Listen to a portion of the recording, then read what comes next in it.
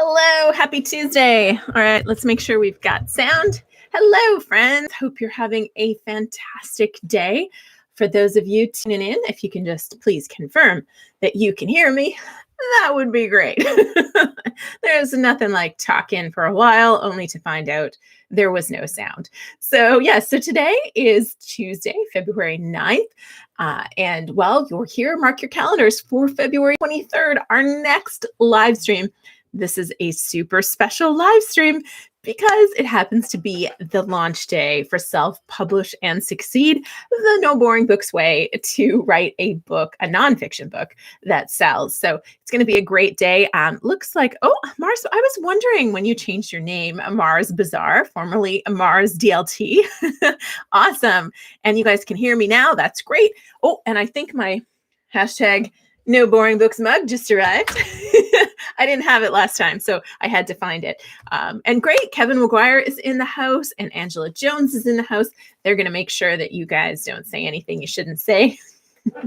All right, so awesome. Thank you. Okay, so as I was saying, February 23rd, we're going to have our next live stream, and it is book launch day. So it is going to be super, super fun. So I do hope that you can join us then. Today, we're going to be talking about 7 things that I wish nonfiction authors knew before they started writing their book. So this should be a fun one. We're going to cover a lot of different things, from writing to marketing to the things in between. So we're going to hit a little bit of everything along the way. So if you haven't already, just, hit the thumbs up button because it makes you feel good, and me, not just me, it's you too. And then, of course, say hello in the chat, because if you're new, we always give prizes for participation as well as for commenting on the day a video is released, which is every Tuesday and Friday. Okay, so I also want to mention Self-Publish and Succeed. Thank you to the early readers. We've caught a few extra typos, and one that was not a big typo, but it was a word that was an important word, and it was wrong. And it was good timing because I'm going to be finishing the audiobook tomorrow. We have some pickups to do. So it was just in time for me to fix it there. So that was awesome. So thank you, the early readers. You are doing an amazing job, and I am very, very appreciative of your typo catching and your early enthusiasm. So thanks for that.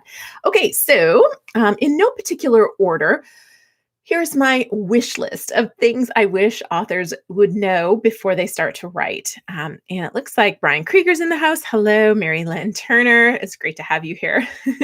Wonderful. Okay. So number one today that I thought we would hit on is something that I think most of you have heard me talk about, but we're going to hit again. And that is that your reader is not a demographic. Your reader is not women between the ages of 30 and 40, or even parents of kids that are between 5 and 7. That is so general, and certainly your reader is not everyone. I'm pretty sure you all know that one by now. If you think your reader is everyone, then your reader is nobody. But your reader, especially if you want to write a great nonfiction book, you really want to think about who your ideal reader is in terms of the problem that you are going to solve for them, and even going a little further and figuring out how it is they've tried to solve it that they're not getting the resolution that they would ideally like to see. And if you can think of your reader in that way, you almost start to picture a person. You can kind of see what's frustrating them, what is exciting them, what their goals are. And you can much better align your message, your marketing message, but also your writing to that person. And you'll find that people will feel like you're reading their mind and that you're connecting with them in a much better way. It's really hard to connect with a demographic. And maybe it's accurate. Maybe the people reading your book are going to be women between the ages of 30 and 40, but that isn't the way to think about your reader in order to write your book and even market it in a successful way. So that's the first thing that I really wanted to touch on. And no matter how many times I say this, a lot of people still think that their book is for a really, really wide group. So it's one thing I really really wish people knew before they started to write, especially if they write a book without working with a coach or a company like Book Launchers. Focus on getting to know that reader very specifically. And, some people will even go so far as to create an entire avatar. Like you could say, your reader is Mary. She's got 2 kids and a dog, and, she's tried to lose weight 5 times, but you can kind of build a story for her if that helps you.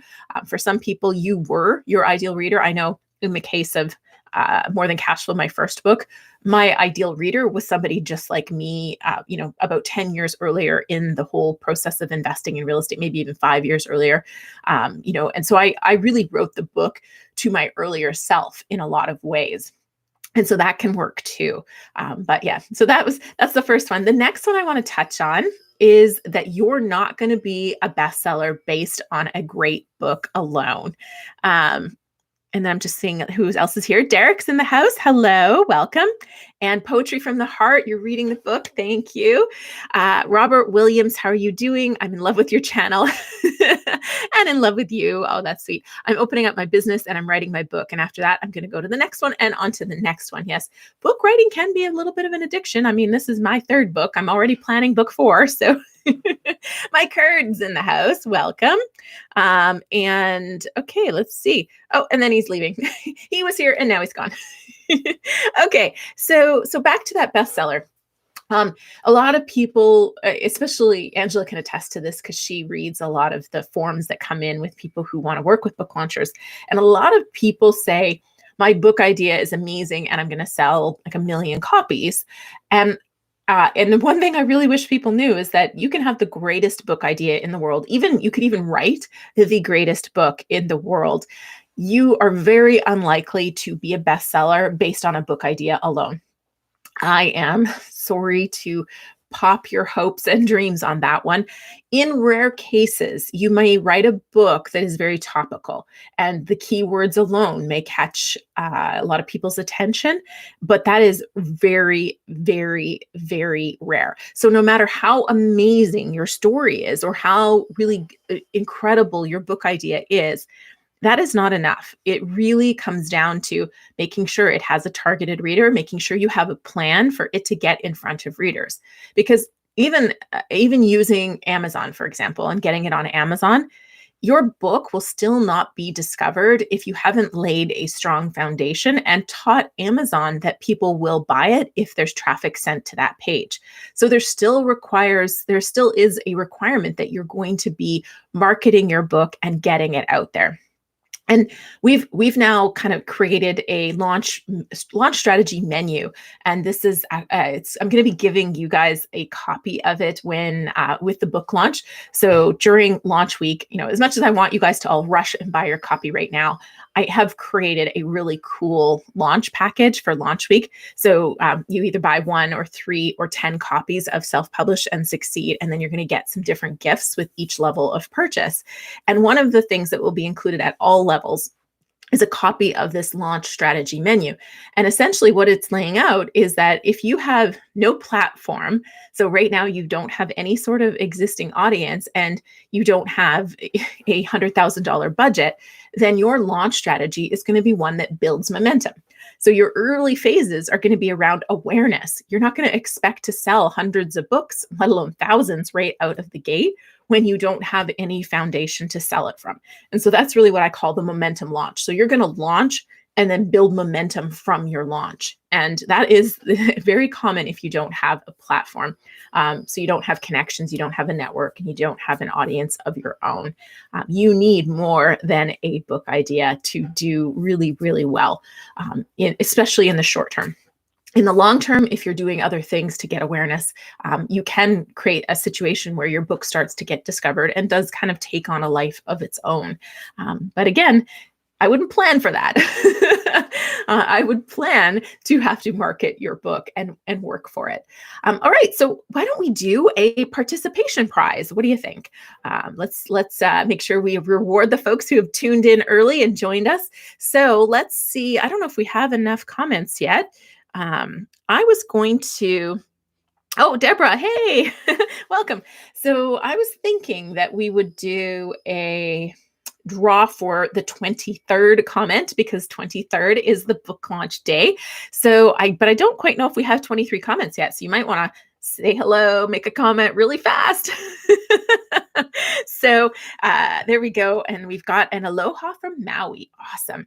So Angela, if you can go ahead and count out 23 from the start, that would be great. And Mary Lynn said a coworker who was in a startup band, he couldn't describe their vibe, but said that it was something that they played stuff that everyone would like. And you knew that was going to be a problem. It's very true. And Brian, that's very creative. Brian said, this is my comment. Well, you guys, it might work. Hey, Chris, welcome. Derek, hey, it's awesome. Danu Vorbon, I like it. Go Loco Diaries. Okay, so we got, oh, and Efren's here too. It got people to say hello, so that worked. All right, so while Angela is picking our winner, I am going to go ahead and head on to my third point for the day. Oh, this one is one that I want to shout from the rooftops for everyone writing nonfiction books. There are 3 different kinds of editors, and there's a specific order in which you should hire them.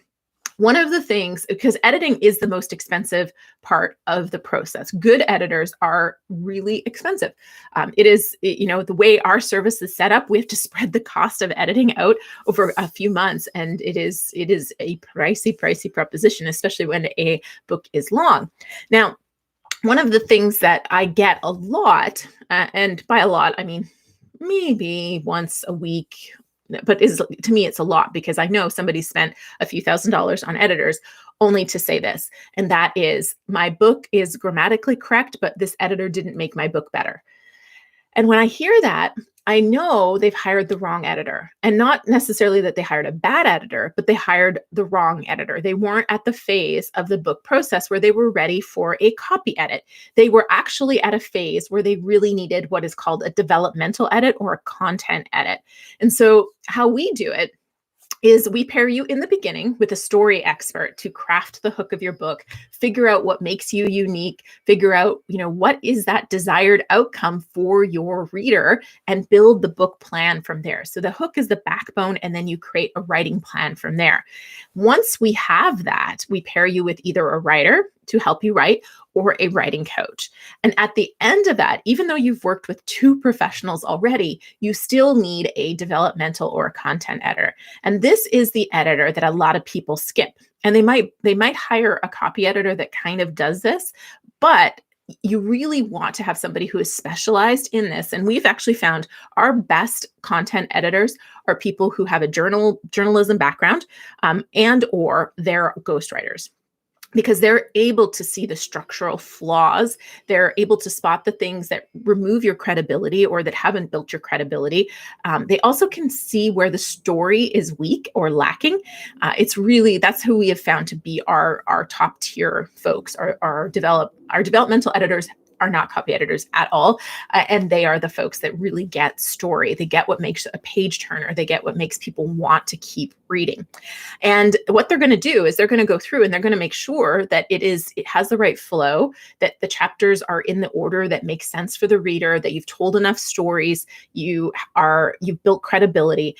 And so the developmental edit comes back in a lot of cases with a lot more work to do. There's questions, you may have to add material, you may be removing material. It can be a hard edit emotionally. By that, I mean, and it also can feel like your book is done and you think, I've written my book. And then you get the content edit back and you realize you still have a month of work to do. It can be tough. But from there, you want to get a copy editor. A copy editor, like I said, is a different person. A copy editor follows rules. They're going to follow, the Chicago Manual of Style, for example, and they're going to do they're going to do sentence structure. They're going to do word choice, punctuation, and flow. This is what most people think of when they think of editing. And as a result, they hire an editor that does copy editing, and they don't get that improvement in the quality of their manuscript. They just get it polished. Copy editing is a polish. So that's really, and then from there, we usually do 2 rounds of copy edit. And then we do, sorry, I just hit my mic. And then we do a proofread at the end.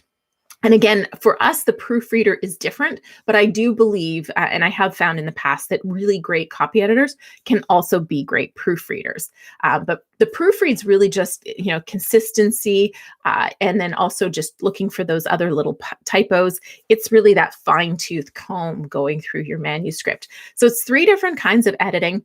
I do find that proofreading doesn't require it doesn't always have to be a professional. Whereas I believe your developmental edit and your copy edit really do need to be professionals. They're 2 of the professionals that I think are a non-negotiable hire. Proofread, it just takes an eagle eye, and that doesn't have to be professional. Okay, cool. Michael, welcome. Fantastic. Okay, so Angela, Mike Hurd. Mike Hurd was 23rd. And Angela, she's a rhymer. I didn't know it. Okay, so Mike, have you got everything, my friend? Because and I think you even signed up to be an early reader, because I was going to say, oh, wait. So first of all, my question, do you already have the mug? And you already have the journal? That's my first question for you. And did he leave? He was in and out, wasn't he? He was the one that left. Oh, he left. Let's pick someone else.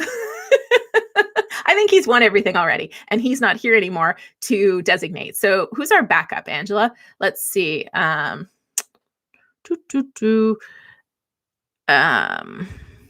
just looking. I can't see. I think our backup would be the person who commented right after he left, but I don't know which comment was his 23rd, if it was the, hey guys, or the, have a good one, I'll catch you later. So Angela, let's see. She sent me an updated one. Robert Williams was next. Okay, fantastic. So Robert Williams, and Mike, if you're watching this on the replay, I'm sorry. I think you've won things already. So Robert Williams, congratulations. Let us know at team@booklaunchers if you want our fabulous mug, or I'm actually not sure where I put my journal, but the Oh So Soft journal or the hashtag No Boring Books mug. The mug is proven to make coffee, tea, and hot chocolate taste better. So let us know which one you want. Make sure you include your mailing address when you write us, and let us know which one you want, because we don't have the psychic abilities that I would like to have to know where you live. So make sure you include that. Okay, so let's see. Moving on to our next topic. So that was the editors.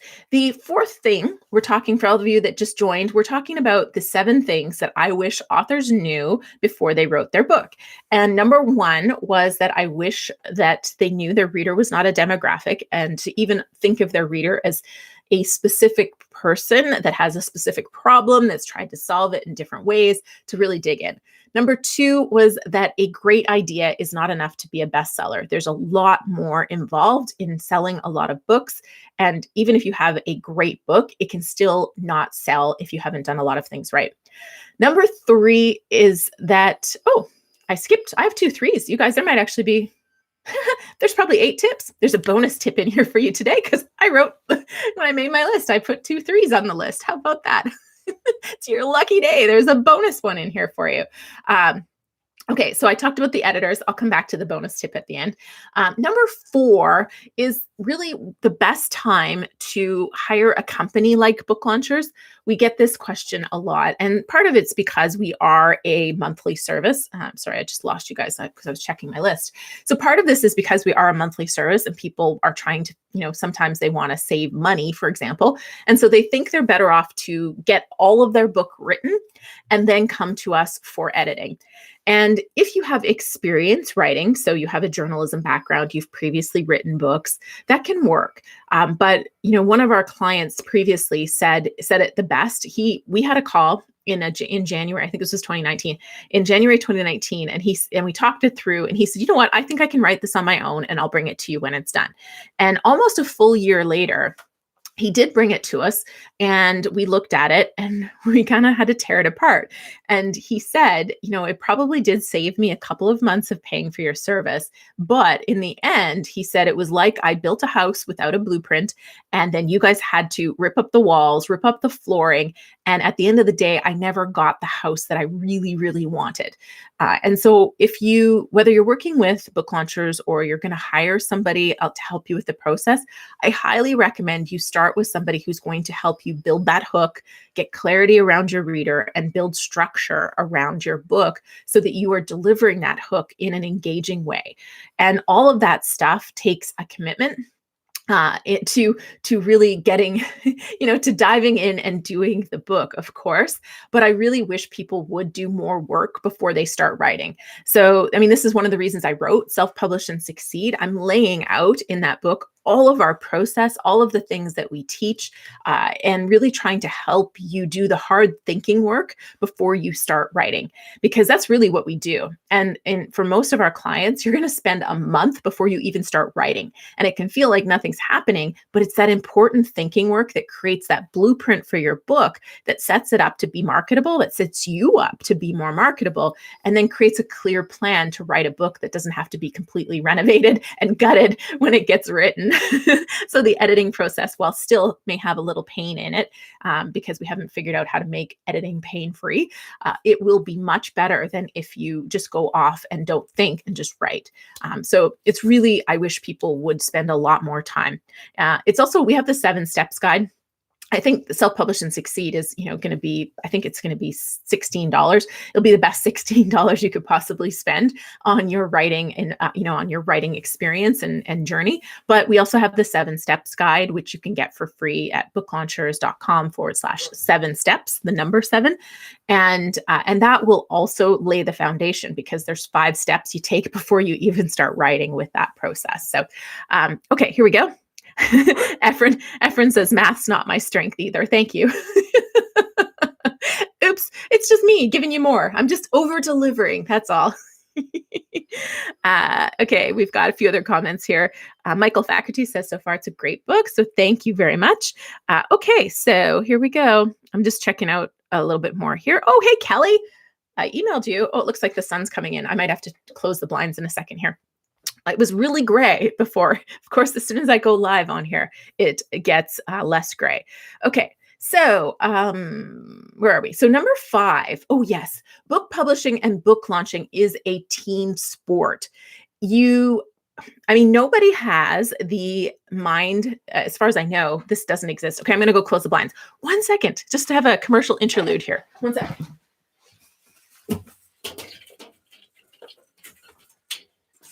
Okay, there, I'm back. Okay, so book launching is a team sport. And what I mean by that is that, part of this is knowing that whoever you work with, you want to work with them and not feel like it's a battle, but also know that you have to participate as much as anybody that you may hire to help you with this. And also know that you will need to hire people, because there's so many kind of minds that are required to create a great book. So first of all, there's the expert that is bringing the material into the book with the story. And then, looking at copy editing, like I said, there's different types of editors that we hire that are going to have different kinds of skills and different things that they're strong at. And then cover design is an art and a science. The interior layout, well, to me, is probably the most painful thing some people try to do on their own, because it's line by line. And it's one of those things where a lot of people, when they're in line edit, so your book is laid out for printing, and they read it and they go, oh, I'm going to change this sentence and I'm going to add this paragraph. What you're doing is now causing your book to have to be edited on a line by line again basis, because you want to make sure there's no orphans and widows, which are words that end up at the top of the page or at the bottom all by their lonesome self. You want to avoid word stacks, which are the same words that land on top of each other. You want to avoid weird word breaks. So it requires a line by line edit when you go through it. That takes a special kind of person to like doing that stuff. You can tell that's not my strength. But yeah, so that's a different skill set. And then of course, all of the book marketing is an entirely different skill set as well. Some people can definitely do parts of this process by themselves. They have the skills and the ability to do it. But many, I don't know, I've never met a single person who can do all of those things exceptionally well. So I think that's why I like to say book publishing is a team sport, and you want to choose the players on your team well so that you can win. I won't say Super Bowl, but because I don't want to bring up anybody who was maybe cheering for the other team. But it's a team sport, and to get to the winning, to be on the winning team, you want to choose the right players for your team. Okay, so I'm going to do another draw here. I'm going to go over and do our our YouTube draw. So if you're new here, every Tuesday and Friday, we have new videos. And when you comment the day a video is released, you get entered to win some of our fabulous book launcher swag, like our hashtag No Boring Books mug and our Oh So Soft journal for writing down all your book ideas. So I have put everybody's name in a random name drawer, and I'm just going to click the button right now and we'll find out who our first winner is. And today's first winner is dun dun dun dun Mojo. I don't know if Mojo's here today. I know Mojo has won before, but Mojo, if you're listening or you're here, you can let us know if you want the mug or the journal. Or if you already have both of those things, we will have a stock of I'm sure you already got Dale's book. We'll also have a stock of my books. So if you haven't got that already, you can get a print copy if you weren't on our early readers list as well. So email us at team@booklaunchers.com and let us know your mailing address and what you would like. And congratulations. Thank you for always commenting pretty much on every single video that comes out. You're awesome. Okay, so the next tip is number 6 and these aren't tips, by the way, for anyone that wasn't here at the beginning. These are the things I wish authors knew before they started writing their nonfiction book. And this is number 6. And excuse me, writing the book is hard for sure, but marketing is harder. And there's no one method of marketing your book that's going to work for every author. Marketing is about testing, and there really, truly are no guarantees. So it's something that a lot of people kind of come to us, especially people who've written their books and they want a plan. They want us to market their book. We're turning away the vast majority of people that have completed books now, because we found that there's so many elements that we need to put in place months before your book launches and into the book itself to set it up for success. And then even then, we have to test and try different things, because for some authors, there may be a great abundance of associations or groups or different kind of places that want to feature your book and feature you and have you as a webinar speaker. But then somebody else's book topic may not lend themselves to that. So then we have to find a strategy that works for that. And then some strategies will work to get you exposure, like podcasts, but then that same podcasts really don't tend to sell a lot of books. Podcasts are great for business building, link generation, making connections with people who have potentially your audience in your reader in their audience. There's value in podcasts. Lots of interesting things can come from them, but rarely are you going to see a huge lift in book sales because of podcast interviews.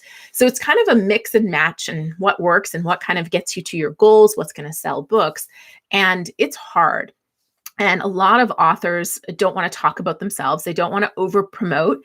And so if you work so hard to write your book and you've written to help someone, I really hope you're willing to talk about it. But if you're not, then you're going to be trying a lot of different strategies. There's still ways to sell books. You can run ads. You can kind of pay a lot of places to get exposure and try to generate momentum that way. But it's going to take trial and error to find out where your readers are hanging out and where they're buying. And that is never the same for every author. And so you got to go into it with that mindset of, I'm willing to test, I'm willing to try, and I want my book to get into the hands of the reader to make an impact. And you're a lot more likely to create success. It also helps tremendously. I mean, this has been really fun for me, because this is the first time I published 2 books before this. This is the first time I've had a team behind my book launch. And it's so fun because today I was hearing about the pitches that are getting prepared, and there's already wins coming in, and my team is there celebrating with me, and they're pitching me. So I don't have to be doing all of the outreach to try to get my book out there. So that's been really, really fun. So hiring somebody who can be the cheerleader for your book can help a lot too. Bridget, hello. Great to have you here. And Daniel, okay, I think we'll come back to questions in a minute. And okay, cool. So Angela collects the questions, and we answer all the questions at the end. So anybody who hasn't watched this before, Herschel, hello, welcome. That's how we'll handle the questions, is at the end. Okay, so, and thank you for all the thumbs up. It felt good, didn't it? I told you. Feels good to hit that thumbs up button for me and for you. Okay, so that was tip number 6. Well, I can't bring my list up again. Doesn't want to give me the list. Oh, there we go. So tip number 7 is that book marketing is not something that happens once your book is done. It's something that you focus on from the moment you start writing. If you want to succeed, you're going to write your book with marketing in mind. And this really, in many ways, is the foundation of my book, Self-Publish and Succeed, and really of book launchers and why it's in existence. Because what I realized when I self-published my books, and I helped a lot of authors that had traditional deals, mostly with Wiley at the time, and that also were self-publishing, there was a big gap. And the big thing with, most of you probably know my story about how I had a book idea. Wiley, I had a conversation with Wiley, and they said, oh yeah, we don't like that book idea, but we're interested in working with you. And they gave me a book idea. And we went back and forth for 3 months on the book proposal. In the end, they came back and rejected me, saying that I didn't have a strong enough platform to sell books. And they just didn't think I'd sell enough books for them to give me a book deal. Now, it was great. As I've said many times, that was one of the greatest things that ever could have happened to me, even though at the time it felt like one of the worst. But it opened up the door to self-publishing. I wrote the book that I really knew needed to be written. And it ultimately has led me to running Book Launchers, which is pretty much the greatest company I could have ever dreamed of running. So that really was a great, great gift. But what the piece of that story that I hope you heard was that they didn't think that I would sell enough books. So before we had written a single word, they were creating, and that was a lot of what the book proposal was, a marketing plan. And they were figuring out who's going to buy this, what groups are going to support this, what marketing avenues are going to be available to us, who's in your audience, Ms. Author, and so forth. And so the whole thing was planning marketing before a single word was written. Most self-published authors write the book, and then they figure out how they're going to market it. And so one of the things I really wish everyone knew was that you really have to be thinking marketing before you write anything, and start thinking about who has this person in their audience, what's going to interest them, what do they need to know, and try and align your message with what's going to match with the market and what they're going to want. And there's lots of ways to do that, but you set yourself up for so much more success if you do that versus just write your book. And this is when I mentioned that we turn away a lot of books now. A lot of them are really, really good books. And I've had some authors convince me to take their books on still because they were great books, but it's hard because it still wasn't written with that marketing mindset. And so everything we do at Book Launchers comes back to layering and marketing from the moment you enter in the door. And that's really what Self-Publish and Succeed is about too, is thinking about marketing before you start writing. So that's number 6, I think. And here we go. Number 7. Oh no, that was number 7. But there is in fact a bonus tip. Hey, how about that? So the bonus tip today, which we will call the bonus tip. We won't give it a number 8 because this is titled as the 7 things. So this is the bonus thing. Publishing the book is not the destination. It's a stop on that destination. Your book is a tool. And the more you think of it that way, the more you'll set yourself up for success. And you use your book as a tool to open the door to speaking, open the door to media, open the door to income opportunities like consulting and courses, product sales, building your platform. If you don't have an audience now, a book is a powerful way to grow that audience. But ultimately, I encourage you to think of it as a tool and use it and be open to the possibilities. As I mentioned, I'm running Book Launchers largely because I wrote a real estate book. The journey is not a direct one. A lot of times it doesn't take you where you think it's going to take you. But if you really look at your book like a tool and use it to network, to meet people that you previously weren't necessarily easily able to connect with and meet, and really kind of leverage it into courses and workshops and other kind of opportunities. That's why one of my favorite questions that I ask in the author spotlight videos is kind of one of the biggest, what was one of the biggest surprises? And often, besides the impact that they've had on people's lives, which is a common answer, there's something really cool that's come out of it. Some of the answers were, another person reached out to me, like a really interesting person reached out to me, and now we're co-authoring a book. There was one of our clients mentioned that they were now on a panel with the UN. And so there's lots of opportunities that can come about if you're using your book as a tool to get out there. Of course, you want to sell books, but to me, it's great to make $5 or $6 when a book sells. But to me, it's more cool. Really good English. I don't know. It's really, really exciting to see where the book can take you. And the book being out there isn't the destination. It's all the places the book takes you on the adventure that being an author can be. So that's really, I think, the bonus tip of the day. How about that? Which was also the second number 3. All right, so we're going to answer questions, but before we do that, we still have 2 more prizes. So we did our participation prize in the saying hello, but now I've got the quote unquote skill testing question. So for those of you who have already written a book, what has been your biggest surprise? Was it on this list? Or what is something, not your biggest surprise, what is something you wish you knew before you started? Or if you haven't yet tackled that, maybe pick the one that you thought was the most surprising or that you're glad you caught today, because now you know before you start writing. So go ahead and share that and we'll pick our favorite, and that will be a prize winner. And then I will go over and do the YouTube one as well. If you missed the beginning, February 23rd, we're back here again, same time and place, but it's book launch day. So it is going to be fun. We are going to be talking about the launch incentives. I'm going to give away some books, of course. And I also have copies of Dale Roberts' book, which came out February 1st. His book, The Amazon Self-Publisher, is already on the website as one of my recommended reads. If you are selling books on Amazon, you must pick up his book. It is a really, really great foundational book. I'm going to be giving it to people on my team that are working with clients on the Amazon portion, because it really is a foundational piece that it covers everything you need to know about selling your book on Amazon. So that was the Amazon Self-Publisher, but my book launch February 23rd. We'll meet back here. Also, February 20th, we have our deep dive trainings. So if you're new, the deep dive trainings are 2 hours where usually myself and 1 or 2 people from my team, we spend 2 hours with you just teaching you something. And this next training is going to be on the business of being an author. So we're going to talk about author platform building, monetization of your book, and a lot more. So I'm not going to be putting the link out live anymore, link out publicly anymore. If you were there in December, you know why. So if you do want to register, it's totally free, but you do need to be on our launch letter newsletter. So you can get on that by going to booklaunchers.com/7 steps, or just at booklaunchers.com. You'll get the newsletter, and I'll be sending the registration link out on Monday.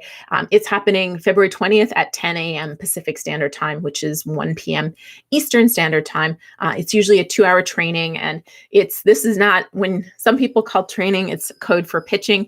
Our training is not pitching. I sometimes even forget to mention that you can work with us. So those are the 2 important dates, and I think that's it. Oh, and I just want to mention, so on February 23rd, I am going to be announcing incentives for buying 1, 3, and 10 copies. If you have ever wished that you could just book a call with me for training, coaching, consulting, because I don't offer my time one-on-one at all, start thinking about 9 friends that you can give your book away to.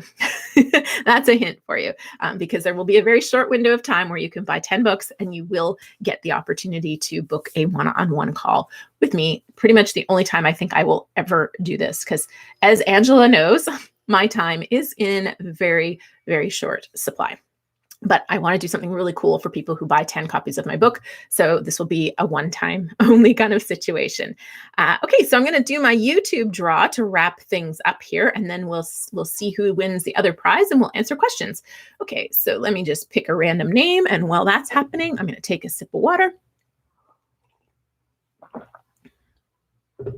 Okay, Our YouTube commenter is, Poetry from the Heart. And I know she's an early reader, so she's already got my book, and I'm pretty sure she already has the mug and the journal. So please do tell me, what would you like me to do?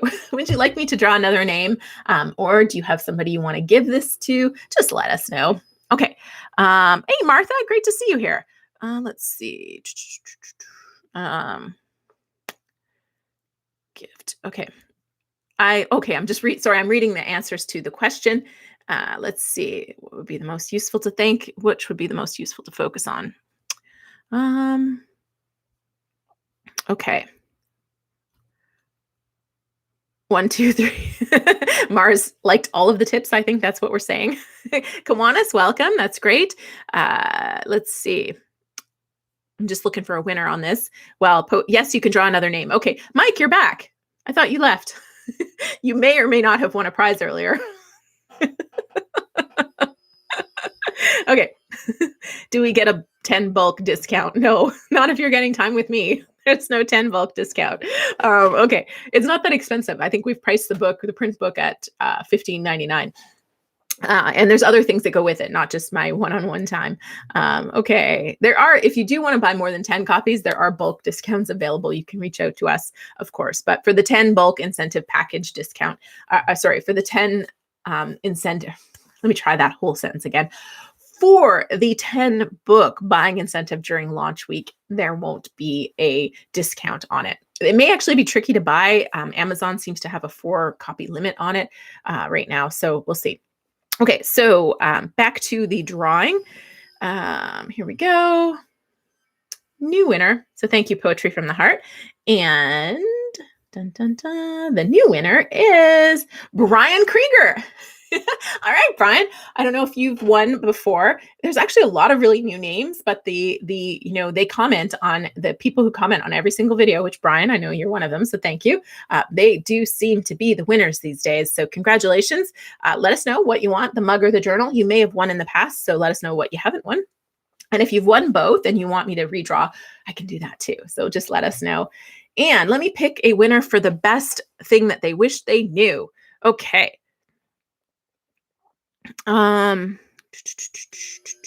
Surprise. Okay, I'm gonna go with Mars. These are some good ones though. Efren says the best surprise: post writing, how much potential there is for future endeavors, post publishing, speaking, online courses, etc. And Brian says getting sales goes way beyond having a great book, which is very true. So, and a lot of people said all of them, but I think I'm gonna pick. This is tough, but I'm going to pick Mars Bazaar. And the answer was, I learned more about the editing process. 3 types of editors, line edit, plus the information on line editing was all new to me. So to me, that's a win. If I can help you guys out by explaining to you that there are 3 different kinds of editors and making sure you hire them in the right order, I feel like I'm winning. Because I've saved you money, I've made your book better. So that's great that was the takeaway. So Mars, congratulations. I don't know if you've won yet. So let us know if you want the mug or the journal. And if you've won both of those and you're not on the early reading list, why not? No. But if you've won both of those, I can also send you a copy of the book instead. Okay, so now, Angela, if you can please let me know, if you can just let me know what the questions are that we need to answer, that would be fantastic. And Herschel says, I wish I understood the marketing concept. Yes, absolutely. I agree. Mars is waiting for this so soft journal to arrive. Yeah, using USPS has not, nothing has gone very fast. So we'll draw somebody else. Okay, have you got my book, Mars? Because we could also send you a copy of my book or Dale's book. So I don't want you to be shortchanged. Let's see. The first question was from Robert. Nobody's ever said this, but I'm going to ask you how I can advertise my book on national television for Super Bowl. Well, I think the answer is to have a very, very large budget. I don't know, but I know when I used to work for some larger companies, and I don't know what it's like now. I certainly didn't look into it, but I think you're talking about $1 million budget for a lot of Super Bowl ads, if not more. So I'm not sure. That's a great question. If anybody else knows the answer, but I also my bigger question to you would be, what do you think is going to happen from that? Because unless your book has a very direct correlation to the audience that's going to be watching the Super Bowl, and you think they're going to take action in the middle of their Super Bowl party, or you think that commercial might go viral, the bigger question is why? And could you do something else that you could get better results with? Television is not actually a great way to sell books.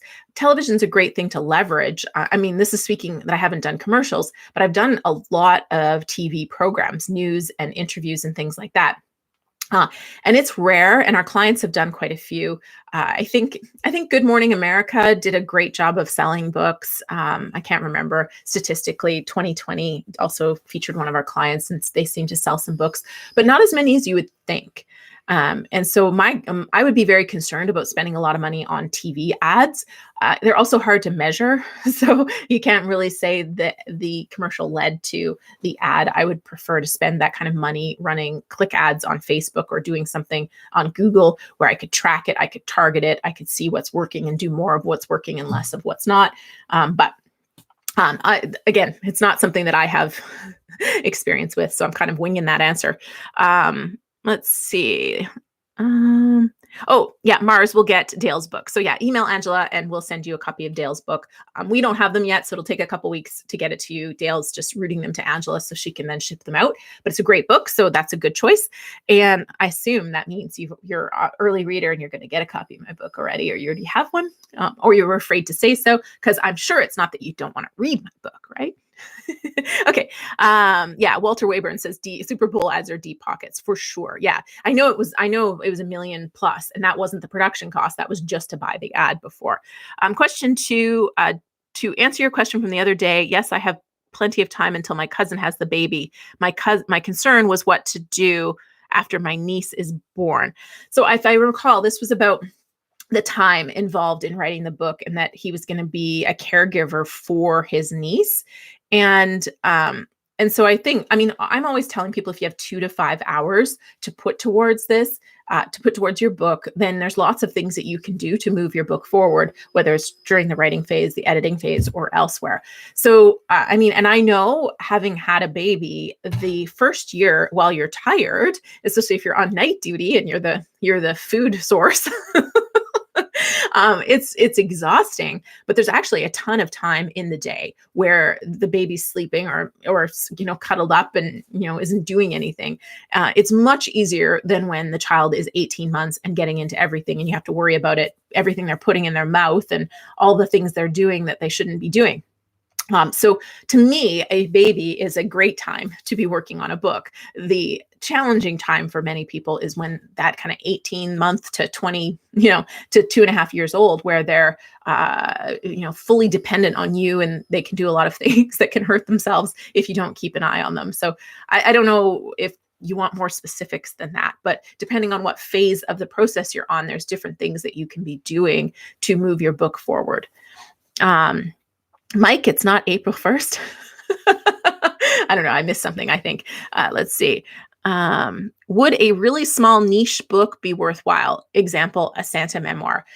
Depends on your goals. I mean, it's really hard for me to answer questions like that, because what does worthwhile mean to you? Does it mean that you worthwhile as in you're going to reach 500 people with it, and they're going to have their hearts warmed by a story of Santa and the life of Santa? Or is it worthwhile, because you got on news? I don't know what the speaking gig circuit is like for Santa, but maybe, it really comes back to your goals. And then figuring out, will the book and your size of the book, or what the book's content, will that actually help you achieve the goal that you have for that book?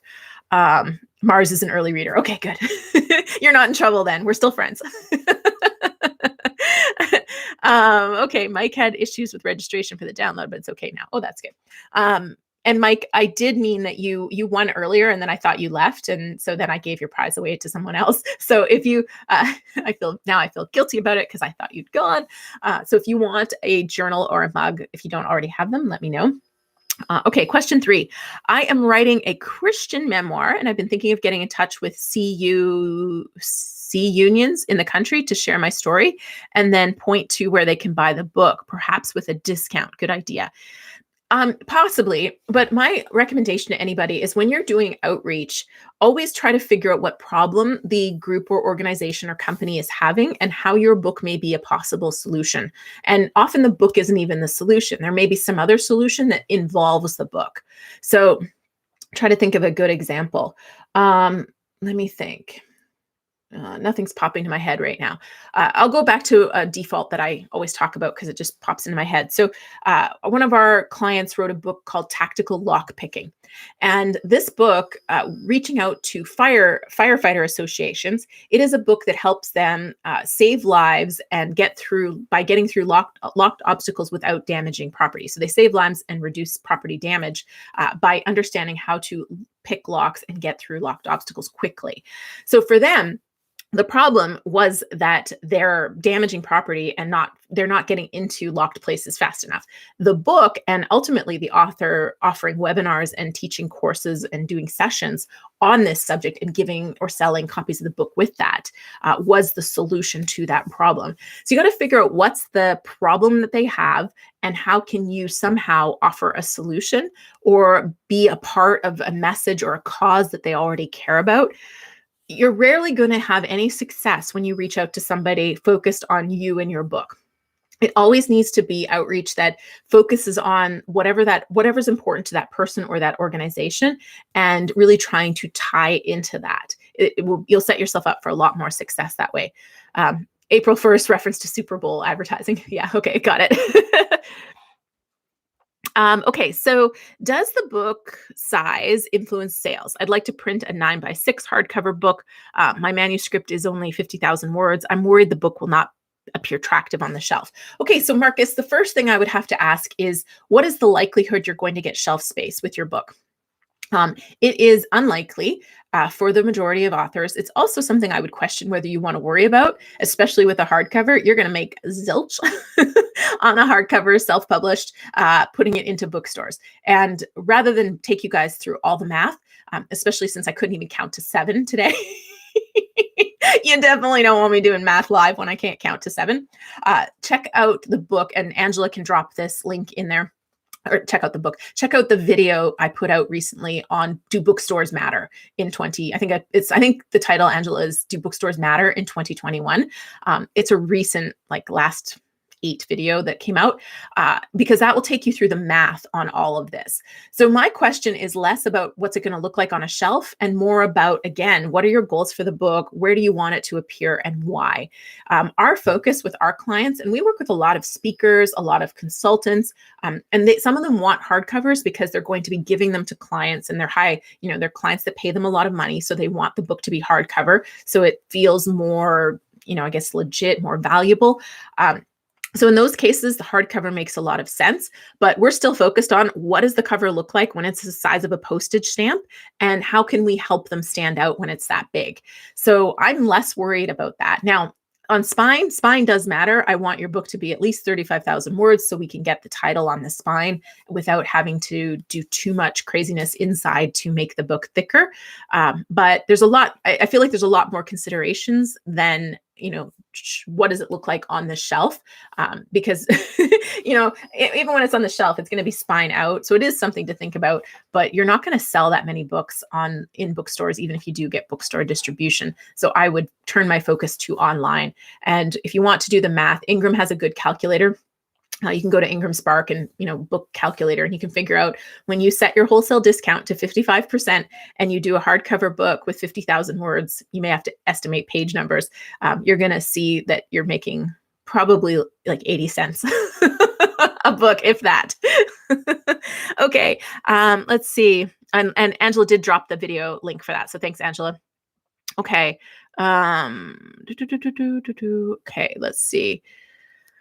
Robert Williams said the Super Bowl commercial question I asked, the book will lead views to a link inside to sign up for the book club membership. So, yeah, but I would say if you have $1 million budget for doing that, I would highly recommend you start doing direct response ads instead, because you can tweak them, you can reduce your costs per click, and really ultimately see which audiences aren't just converting to buy your book, but are converting to then sign up for this paid membership site that you have. If Super Bowl audience is a great audience for you, you can still use Google and Facebook to target for that audience. Me personally, that's what I would want to do, because your Super Bowl ad is a one-time shot. And if there's no results, that's pretty sad. Versus Facebook and Google, you can use a large budget to really play around and find what's going to work.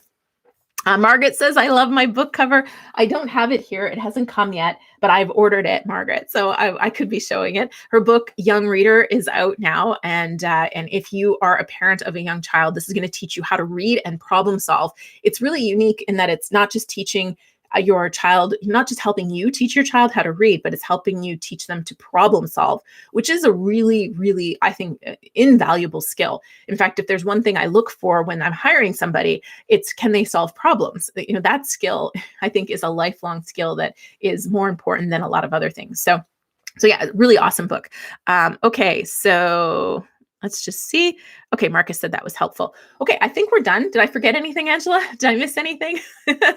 Okay, so just to wrap up, I hope to see you all here on February 23rd for the launch of Self-Publish and Succeed. We're going to have lots of fun, prizes, and of course, I'll be sharing the incentives for buying 1, 3, and 10 copies of the book.